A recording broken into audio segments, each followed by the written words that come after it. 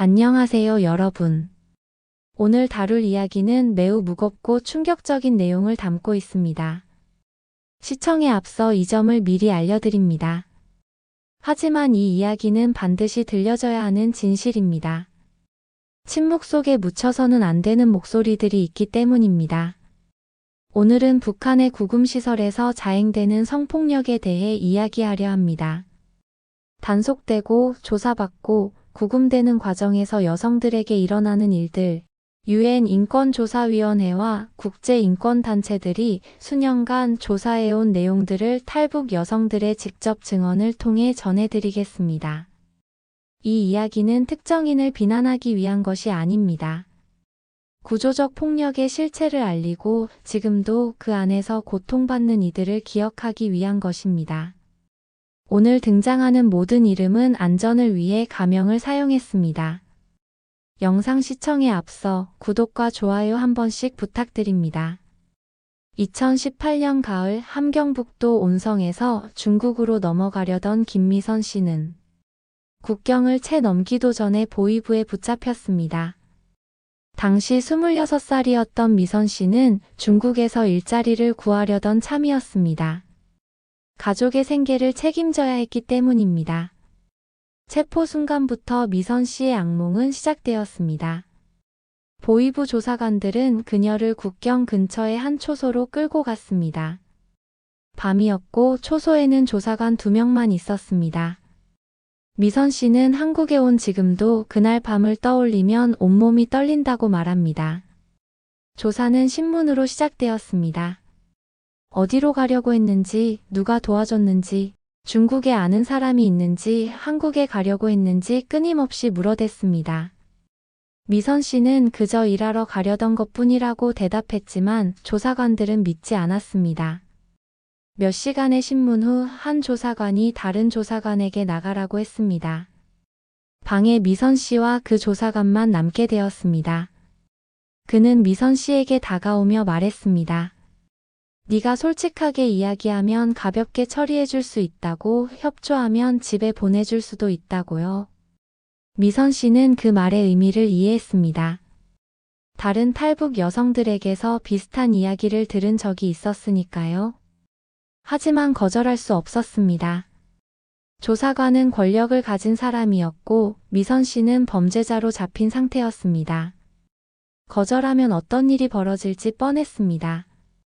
그날 밤 초소에서 미선 씨에게 일어난 일을 자세히 묘사하지는 않겠습니다. 다만 그것이 그녀의 의지와는 무관한 일이었다는 것, 그리고 그것이 한 번으로 끝나지 않았다는 것만 말씀드리겠습니다. 미선 씨는 그 후 일주일 동안 그 초소에 머물렀고 조사관은 매일 밤 그녀를 찾아왔습니다. 일주일 후 미선 씨는 집결소로 이송되었습니다. 하지만 그녀가 겪은 일은 아무도 몰랐습니다. 말할 수도 없었고 말한들 믿어줄 사람도 없었습니다. 오히려 말하면 더 큰 문제가 생길 것 같았습니다. 집결소는 탈북 시도자들이 조사를 받고 처벌이 결정되기 전까지 머무는 곳입니다. 여기서 여성들은 또 다른 형태의 폭력에 노출됩니다. 2015년 중국에서 강제 송환된 이순희 씨는 신의주 집결소에서 석 달을 보냈습니다. 당시 31살이었던 순희 씨는 중국에서 3년을 살다가 공안에 체포되어 북한으로 송환된 경우였습니다. 집결소의 환경은 열악했습니다. 좁은 방에 20명이 넘는 여성들이 함께 있었고 화장실은 방 한 구석에 구멍뿐이었습니다. 인권이란 존재하지 않았습니다. 하루 2끼 나오는 식사는 양이 턱없이 부족했고 영양가도 거의 없었습니다. 하지만 순희 씨에게 가장 힘들었던 것은 신체 검사였습니다. 중국에서 송환된 여성들은 임신 여부를 확인하기 위한 검사를 받아야 했습니다. 중국 남성의 아이를 임신했을 가능성이 있다는 이유에서였죠. 신체 검사는 매우 굴욕적인 방식으로 진행되었습니다. 여성들은 옷을 모두 벗고 남성 간수들이 지켜보는 가운데 검사를 받아야 했습니다. 의사라고 하지만 제대로 된 의료 교육을 받았는지도 의심스러운 사람이 매우 거칠게 검사를 진행했습니다. 순희 씨는 다행히 임신하지 않은 상태였습니다. 하지만 같은 방에 있던 여성 중 3명은 임신한 것으로 판명되었습니다. 그들에게 무슨 일이 일어났는지는 순희 씨도 정확히 모릅니다. 어느 날 갑자기 그 여성들이 사라졌고 다시는 돌아오지 않았습니다. 다른 수감자들은 강제 낙태를 당했을 거라고 수군거렸습니다. 집결소에서 순희 씨는 또 다른 형태의 폭력도 목격했습니다. 간수들은 특정 여성들을 자주 불러냈습니다. 명목은 추가 조사였지만 실제로는 다른 일이 벌어지고 있다는 것을 모두가 알았습니다. 불려나갔던 여성들은 돌아올 때 울고 있거나 멍한 표정으로 돌아왔습니다. 어느 날 순희 씨 옆에서 자던 22살의 젊은 여성이 불려나갔습니다. 1시간쯤 지나 돌아온 그녀는 구석에 웅크리고 앉아 밤새 울었습니다. 순희 씨가 무슨 일이냐고 물었지만 그녀는 대답하지 않았습니다. 다만 이렇게만 말했습니다. 여기서 살아남으려면 그냥 시키는 대로 해야 한다고요. 보위부나 보안서에서의 조사 과정은 여성 구금자들에게 가장 위험한 시간입니다. 밀폐된 공간에서 권력을 가진 조사관과 단둘이 있어야 하는 상황이 자주 발생하기 때문입니다. 2017년 평양에서 여행증 없이 이동하다 적발된 박영숙 씨는 보안서에서 일주일간 조사를 받았습니다. 당시 29살이었던 영숙 씨는 장마당 장사를 위해 다른 도시로 가던 중이었습니다. 조사는 처음에는 일반적인 질문들로 시작되었습니다. 어디로 가는 길이었는지, 왜 여행증이 없는지, 무슨 일을 하는지 등이었습니다. 영숙 씨는 솔직하게 대답했습니다. 장사하러 가는 길이었고 여행증 발급 비용이 없어서 그냥 갔다고 말했습니다. 하지만 이틀째부터 조사관의 태도가 변하기 시작했습니다. 그는 영숙 씨에게 더 가까이 다가와 앉았고 불필요한 신체 접촉을 시작했습니다. 어깨를 만지고 머리를 쓰다듬고 손을 잡았습니다. 영숙 씨는 몸을 움츠렸지만 뿌리칠 수 없었습니다. 사흘째 되던 날 조사관은 본격적으로 요구하기 시작했습니다. 자신과 협조하면 집에 보내줄 수 있다고, 거절하면 더 큰 죄목으로 처벌받을 거라고 협박했습니다. 영숙 씨는 울면서 애원했지만 소용없었습니다. 조사실은 창문도 없는 밀폐된 공간이었고 밖에는 아무도 없었습니다. 소리를 질러도 들을 사람이 없었습니다. 아니, 들어도 도와줄 사람이 없었습니다. 조사관은 권력자였고 영숙 씨는 범죄자였으니까요. 일주일간의 조사가 끝나고 영숙 씨는 벌금을 내고 풀려났습니다. 조사관이 약속대로 관대하게 처리해준 것입니다. 하지만 영숙 씨는 집에 돌아가서도 한 달 내내 악몽에 시달렸습니다. 씻어도 더러운 느낌이 가시지 않았다고 합니다. 영숙 씨는 이 일을 남편에게 말하지 못했습니다. 말하면 남편이 자신을 비난할 게 뻔했기 때문입니다. 왜 여행증도 없이 나갔느냐고, 왜 조심하지 못했느냐고 말할 게 분명했습니다. 그래서 영숙 씨는 혼자 이 비밀을 간직한 채 살아야 했습니다. 교화소는 범죄자들이 형을 살며 노동을 하는 곳입니다. 여기서도 여성들은 성폭력에 노출됩니다. 오히려 장기간 구금되어 있기 때문에 더 지속적이고 조직적인 폭력이 발생합니다. 2014년 탈북 시도로 3년형을 선고받은 최미경 씨는 회령교화소에서 형을 살았습니다. 당시 33살이었던 미경 씨는 교화소에서 농장 노동을 했습니다. 교화소에는 여성 수감자들을 관리하는 남성 간부들이 있었습니다. 이들은 절대적인 권력을 가지고 있었습니다. 식사 배급, 노동 배치, 징벌 등 모든 것을 그들이 결정했습니다. 수감자들은 그들의 비위를 거스르면 안 됐습니다. 미경 씨가 교화소에 들어간 지 석 달쯤 지났을 때 한 간부가 그녀에게 관심을 보이기 시작했습니다. 처음에는 노동을 조금 덜 시키고 식사를 조금 더 주는 식의 호의였습니다. 미경 씨는 처음에는 그저 운이 좋다고 생각했습니다. 하지만 곧 그 호의에는 대가가 있다는 것을 알게 되었습니다. 어느 날 저녁 그 간부가 미경 씨를 따로 불렀습니다. 창고로 가자고 했습니다. 미경 씨는 무슨 일인지 물었지만 간부는 그냥 따라오라고만 했습니다. 창고에서 간부는 미경 씨에게 요구했습니다. 자신과 관계를 가지면 계속 좋은 대우를 해주겠다고, 거절하면 가혹한 노동과 징벌이 기다리고 있을 거라고 했습니다. 미경 씨는 거절했습니다. 하지만 다음 날부터 그녀의 생활은 지옥이 되었습니다. 가장 힘든 노동에 배치되었고 식사량은 줄었으며 사소한 일로 징벌을 받았습니다. 한 달을 그렇게 버티다가 미경 씨는 결국 굴복했습니다. 살기 위해서였습니다. 그 후 2년 넘게 미경 씨는 그 간부의 요구를 받아들여야 했습니다.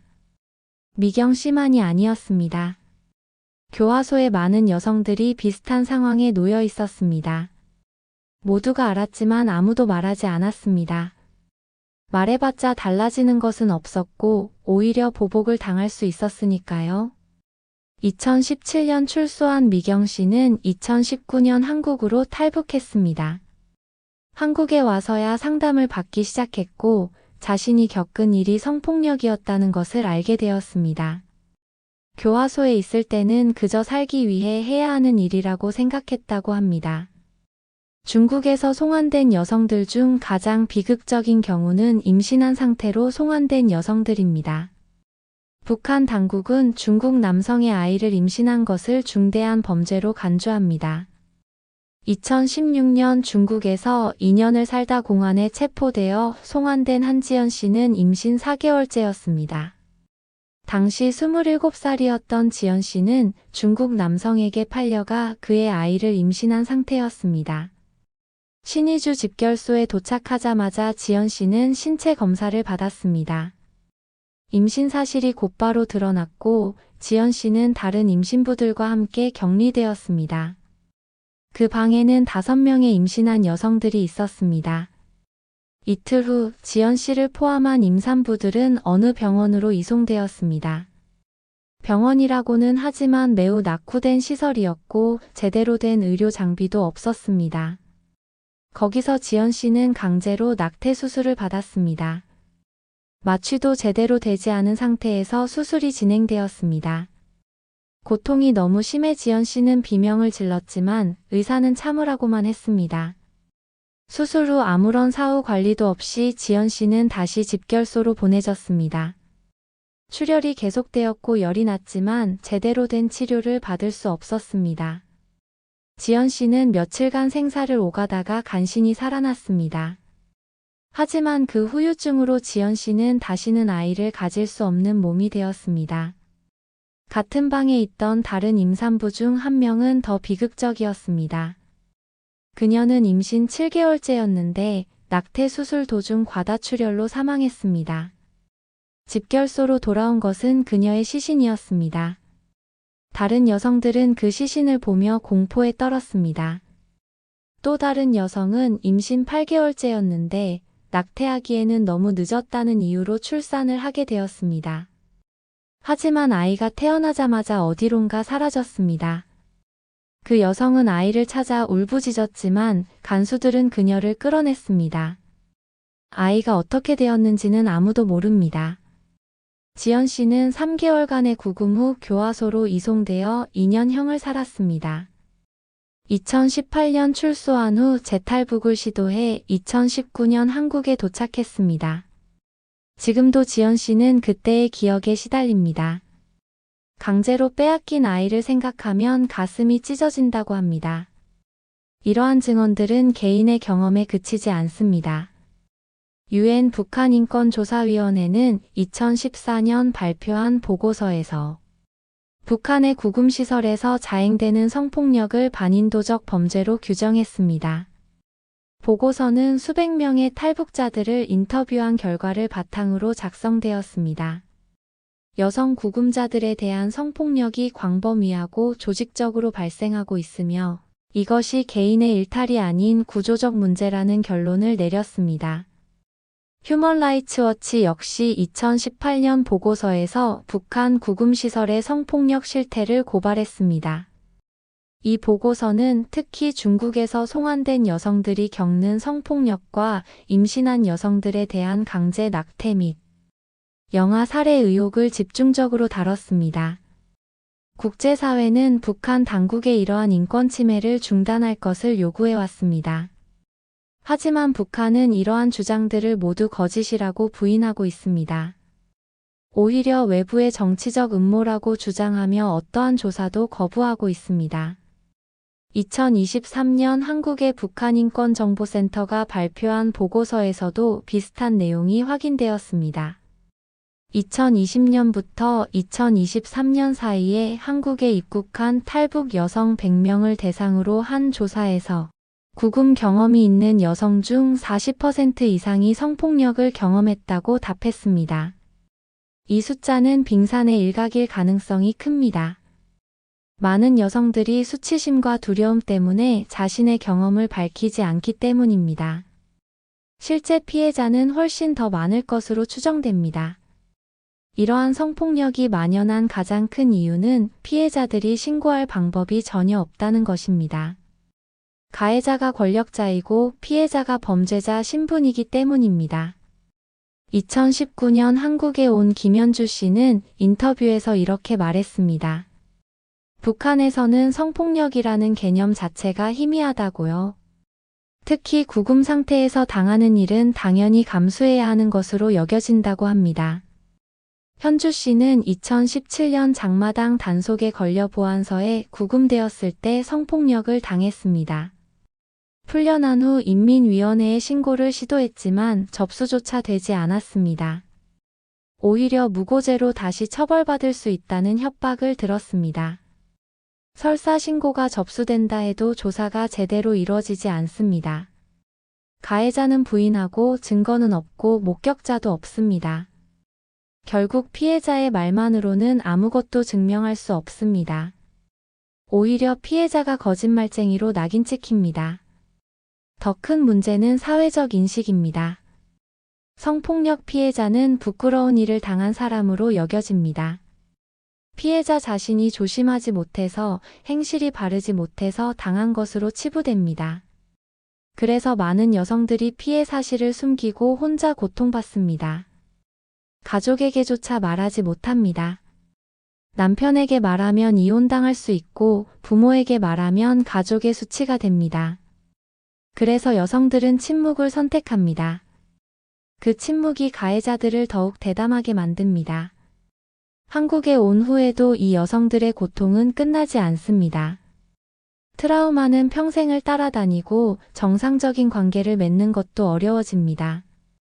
2020년 한국에 온 이미경 씨는 현재 심리 상담을 받고 있습니다. 미경 씨는 교화소에서 2년간 성폭력을 당한 경험이 있습니다. 한국에 와서도 남성에 대한 공포가 사라지지 않는다고 합니다. 미경 씨는 직장에서도 어려움을 겪습니다. 남성 상사나 동료와 단둘이 있는 것을 극도로 두려워합니다. 회의실에서 남성과 둘만 남게 되면 패닉 상태에 빠집니다. 그래서 직장을 여러 번 옮겨야 했습니다. 연애나 결혼은 엄두도 내지 못합니다. 남성과 친밀한 관계를 맺는다는 것 자체가 불가능해 보입니다. 한 번은 소개팅을 나갔다가 남성이 손을 잡으려 하자 소리를 지르며 도망쳤다고 합니다. 밤에는 악몽에 시달립니다. 교화소에 그 간부가 나타나는 꿈, 도망치려 하지만 다리가 움직이지 않는 꿈을 반복해서 꿉니다. 아침에 일어나면 온몸이 땀에 젖어 있습니다. 상담사는 미경 씨에게 PTSD 진단을 내렸습니다. 장기간의 치료가 필요하다고 했습니다. 하지만 치료를 받는다고 해서 기억이 지워지는 것은 아닙니다. 미경 씨는 평생 이 상처를 안고 살아가야 합니다. 미경 씨 같은 여성들이 한국에 많습니다. 겉으로는 평범하게 살아가는 것처럼 보이지만 내면에는 깊은 상처를 안고 있습니다. 그들은 한국 사회에 적응하는 것도 새로운 삶을 시작하는 것도 어렵습니다. 이러한 성폭력이 만연한 것은 개인의 문제가 아닙니다. 이것은 구조적인 문제입니다. 북한의 권력 구조와 성차별적 문화 그리고 법의 부재가 결합되어 만들어낸 결과입니다. 첫째, 절대적인 권력 불균형이 존재합니다. 조사관, 간수, 보위부원은 절대 권력을 가지고 있습니다. 그들의 결정에 이의를 제기할 방법이 없습니다. 구금자는 완전히 무력한 상태에 놓입니다. 둘째, 법적 보호장치가 전무합니다. 성폭력을 처벌하는 법이 있다 해도 실제로 적용되지 않습니다. 특히 구금 상태의 여성에 대한 성폭력은 범죄로 인식되지도 않습니다. 셋째, 여성을 보호하는 시스템이 없습니다.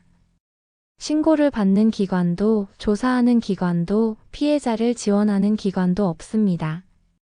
여성은 혼자서 모든 것을 감당해야 합니다. 넷째, 성차별적 문화가 팽배합니다. 여성은 남성보다 열등한 존재로 여겨지고 여성의 몸은 남성의 욕망을 위해 존재한다는 인식이 깔려 있습니다. 여성에 대한 폭력은 심각하게 받아들여지지 않습니다. 다섯째, 침묵을 강요하는 사회입니다. 피해를 말하는 것이 오히려 수치가 되는 사회에서 여성들은 입을 다물 수밖에 없습니다. 그 침묵이 가해를 은폐하고 더 많은 피해를 양산합니다. 이 모든 요소가 결합되어 북한의 구금시설은 여성들에게 성폭력의 위험지대가 되었습니다. 그리고 이것은 지금 이 순간에도 계속되고 있습니다. 2023년에 한국에 온 박선영 씨는 2022년까지 북한에 있었습니다. 선영 씨의 증언에 따르면 구금시설에서의 성폭력은 여전히 만연하다고 합니다. 선영 씨는 2021년 중국으로 넘어가려다 적발되어 보위부에 구금되었습니다. 3개월간의 조사 과정에서 선영 씨도 성폭력을 경험했습니다. 그리고 같은 집결소에 있던 다른 여성들도 비슷한 경험을 했다고 합니다. 코로나 이후 북한의 국경 통제가 더욱 강화되면서 탈북 시도자에 대한 처벌도 더욱 가혹해졌습니다. 구금 기간이 길어지고 조사도 더욱 혹독해졌습니다. 그 과정에서 여성들이 겪는 성폭력도 더욱 심각해졌다고 합니다. 선영 씨는 한국에 와서 다른 탈북 여성들을 만나며 알게 되었습니다. 자신만 그런 일을 겪은 게 아니라는 것을, 수많은 여성들이 비슷한 고통을 겪었다는 것을요. 그리고 지금도 북한 어딘가에서 같은 일이 벌어지고 있다는 것을 알게 되었습니다. 선영 씨는 이제 자신의 경험을 이야기하기 시작했습니다. 처음에는 너무 어려웠지만 말하는 것이 치유의 첫걸음이라는 것을 알게 되었습니다. 그리고 자신의 이야기가 아직 북한에 있는 여성들을 위한 증언이 될 수 있다고 생각합니다. 오늘 우리가 들은 이야기들은 매우 충격적이고 고통스러운 내용이었습니다. 하지만 이것은 반드시 알려져야 하는 진실입니다. 침묵 속에 묻혀서는 안 되는 목소리들입니다. 북한의 구금시설에서 자행되는 성폭력은 개인의 일탈이 아닙니다. 이것은 구조적이고 조직적인 폭력입니다. 권력의 불균형, 법의 부재, 성차별적 문화가 결합되어 만들어낸 인권 침해입니다. 국제사회는 이 문제를 오랫동안 지적해왔습니다. 유엔은 이것을 반인도적 범죄로 규정했습니다. 하지만 북한 당국은 여전히 이를 부인하고 있고 아무런 조치도 취하지 않고 있습니다. 우리가 할 수 있는 일은 무엇일까요? 우선 이 문제를 기억하는 것입니다. 잊지 않는 것입니다. 지금도 북한 어딘가의 구금시설에서 고통받는 여성들이 있다는 것을 기억하는 것입니다. 그리고 이야기하는 것입니다. 침묵을 깨는 것입니다. 피해자들이 용기 내어 증언할 수 있도록 지지하는 것입니다. 그들의 목소리가 세상에 들려질 수 있도록 함께 말하는 것입니다. 한국에 온 탈북 여성들을 지원하는 것도 중요합니다. 그들이 트라우마를 치유하고 새로운 삶을 시작할 수 있도록 돕는 것입니다. 그들을 고립시키지 않고 사회의 일원으로 받아들이는 것입니다. 오늘 인터뷰에 응해주신 여성들은 엄청난 용기를 냈습니다. 자신의 가장 고통스러운 기억을 다시 꺼내 이야기하는 것은 쉬운 일이 아닙니다. 그들은 자신과 같은 피해자가 더 이상 생기지 않기를 바라는 마음으로 증언했습니다. 마지막으로 한 가지만 더 말씀드리겠습니다. 이 여성들은 피해자이지 수치스러운 존재가 아닙니다. 그들은 살아남은 생존자이고 용기 있는 증인입니다. 우리 사회는 그들을 비난하거나 손가락질할 것이 아니라 존중하고 지지해야 합니다. 오늘 긴 이야기 끝까지 들어주셔서 감사합니다. 무겁고 힘든 내용이었지만 함께 들어주신 여러분께 진심으로 감사드립니다. 여러분도 이 이야기를 기억해 주세요. 그리고 가능하다면 다른 사람들에게도 전해주세요. 잊혀져서는 안 되는 사람들을, 아직도 고통받는 사람들을, 침묵을 깨고 용기 내어 말한 사람들을 기억해 주시길 부탁드립니다. 지금까지 긴 이야기 함께 해주셔서 감사합니다.